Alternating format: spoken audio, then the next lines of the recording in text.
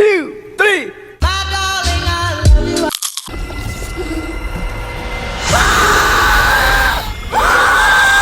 Apparently the scariest movie of all time. Let's find out which movie it is and why did they decide that. Those who see it won't escape. When you hear this slogan, you might think about the Ring series. But today we're talking about a completely different horror movie that for some reason was deemed the scariest movie in history.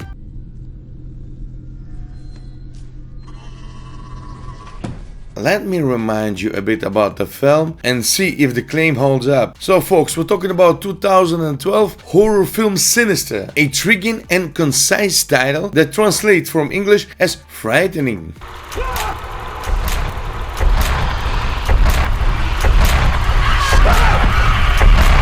The film was directed by the experienced Scott Derrickson, whose previous films were The Exorcism of Emily Rose, Sinister, and Doctor Strange. I quite like them, but this one particularly was very good. The plot introduces us to the author of famous detective novels, who is played by Ethan Hawke, who in a pursuit of past glory tries to write a new bestseller in the spirit of Kentucky Blood, his previous work. Thus he moves with his family to a house where mysterious murder of almost the entire previous family occurred, and this becomes the theme of his new detective story. From the very beginning, the director intrigues us by showing haunting images of hanging without explaining much, giving on to the detective actions of the main character.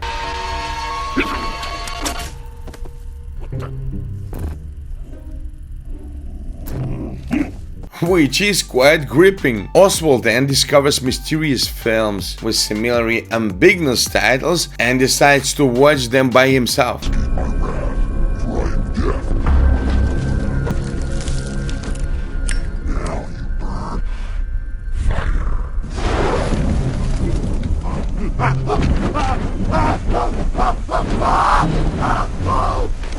Paler from what he sees and startled by every sound, the man tries to cope with himself. But how can he do that when a face he saw in a frame turns out to be in his backyard?